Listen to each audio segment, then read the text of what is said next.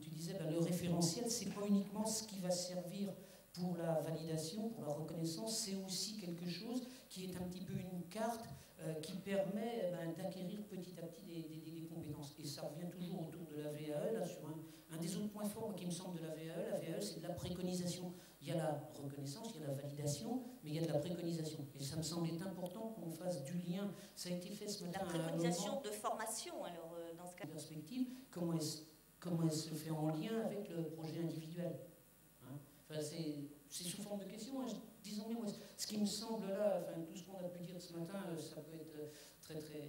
Bon, c'était rapide. Je crois que par rapport à tout ça, on a à avoir beaucoup d'humilité parce que on travaille avec des choses qui ne sont pas sûres, qui sont en permanence en cours de construction.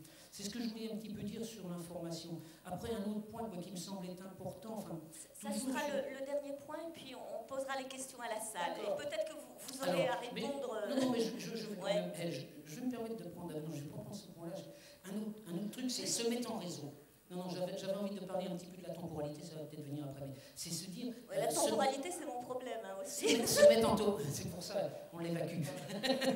Non, mais se mettre en réseau, ça a été souligné par Thierry Boulissière et son équipe ce matin sur le fait de se dire, tout ça, ça ne peut être que le fait d'un réseau. Et de voir ce réseau-là, qui en est le porteur. D'accord. Est-ce que ce sont les organismes certificateurs, est-ce que ce sont les ESAT? Oui. Et que sur ce réseau-là, peut-être que de revenir à quelque chose qui semble être important, comment dans ce réseau-là, on a bien une même éthique partagée. Parce que c'est ça qui facilitera après des choix. Alors, je vous coupe la parole parce que je crois qu'en fait, le réseau, il est là. Et on va lui donner la parole, comme vous dites, et chacun de vous aura l'occasion de dire ce qu'il n'a peut-être pas pu dire. Alors, est-ce qu'il y a un micro baladeur dans la salle ou est-ce que je donne le mien? Très bien. Alors, on va prendre les questions. Si possible, poser une question à une personne identifiée. Oui, bonjour, Dominique Roche, Cabinet Aquitaine.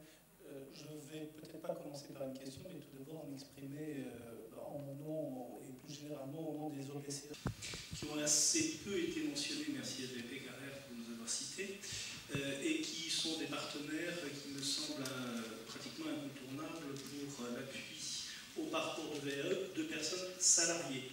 Je dis bien de salariés, donc concernant les personnes handicapées, celles qui sont en emploi dans les entreprises ordinaires, y compris les entreprises adaptées, et j'ai appris avec bonheur qu'on allait peut-être rapprocher le sort des travailleurs des actes de ceux d'entreprises dites ordinaires. Tout d'abord, nous intervenons, alors je vais parler là au nom des OPACIF et du FONGECIF qui est présent dans la salle, qui pourra tout à fait me compléter, sur le fameux congé VE 24 heures. Nous intervenons aussi, nous, OPCA, je parle là au nom de l'ensemble des OPCA, sur des accompagnements, indépendamment d'un congé. Ça peut être une démarche commune construite entre un salarié et un employeur. On est de plus en plus dans la co-construction de parcours. Pensez à ces outils que sont les périodes de professionnalisation et le droit individuel à la formation. On est sur de co-investissement formation. Et d'ailleurs, au titre de ces nouveaux outils, force est de constater que c'est la VAE qui connaît le moins de succès par rapport à la période de pro, contrat pro ou DIF.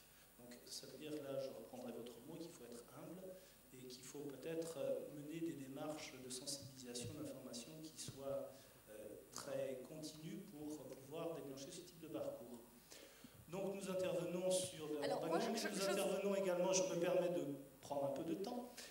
Alors, non, mais je vous propose d'intervenir dans la troisième table ronde. Non, parce justement, que je serais peut-être parti. Parce que les OPCA sont bien représentés dans la table ronde et il y aura une IFAF. Nous intervenons aussi sur des compléments de formation parce que souvent nous avons des validations partielles lors de VAE et il faut que la personne puisse accéder à des dispositifs et donc à des financements de formation pour pouvoir compléter son parcours. Là, les OPCA sont des partenaires, là aussi, indispensables.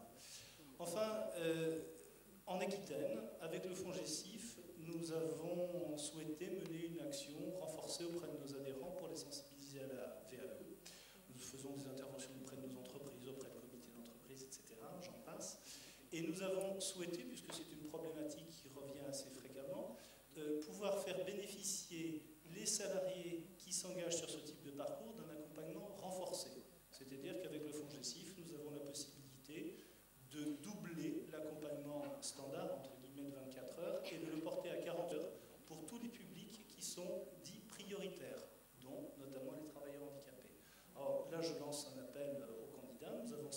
place en Aquitaine pour tous les adhérents FONGECIF au Canada. C'est un dispositif relativement récent, peuvent s'en emparer aussi bien les organismes certificateurs que les points relais conseils. Nous attendons leur prescription. D'abord, pour une table ronde, une petite réflexion, c'est difficile d'intervenir parce qu'on a parlé de certification, on a parlé de titres, on a parlé d'accompagnement, on a parlé etc.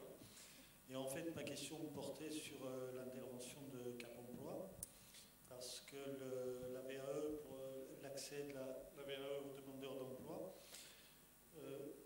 quel qu'il soit d'ailleurs, parce que je peux peut-être me raccrocher à la dernière intervention qui est l'accessibilité, parce que l'accessibilité de la VAE, elle est la même pour une personne ordinaire, une personne travailleur handicapé, au RMI, les gens du voyage. Il y a plein de gens qui ont des difficultés, les illettrés, hein, qui ont des difficultés d'intervention pour participer à la VAE. Mais ma question, c'était comment, comme vous avez annoncé le statut de demandeur d'emploi dans les jours à venir, enfin c'est déjà bien mis en place d'ailleurs, comment concilier un parcours de VAE qui ne donne droit à aucun statut et le statut de demandeur d'emploi. Alors, l'avantage, je vais faire un peu d'ironie, des travailleurs handicapés, c'est qu'ils sont souvent transverses à tout ce que vous avez décrit, RMI, gens du voyage, etc. Bon, donc on recouvre toutes ces réalités-là, mais on est effectivement sur un public fragile.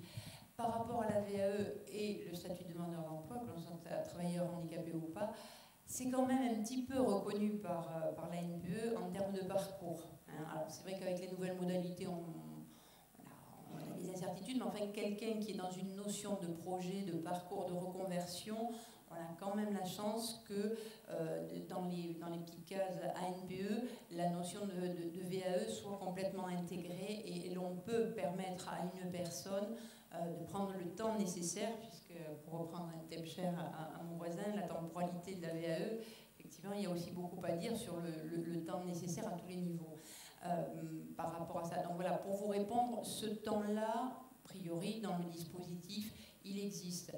Après, quand il est intégré comme chez nous, effectivement, à la globalité du parcours, bah c'est nettement plus facile parce que là aussi, ce qu'on n'a pas évoqué pour les demandeurs d'emploi, c'est différent pour les salariés. Pour un demandeur d'emploi, se pose surtout la question des ressources.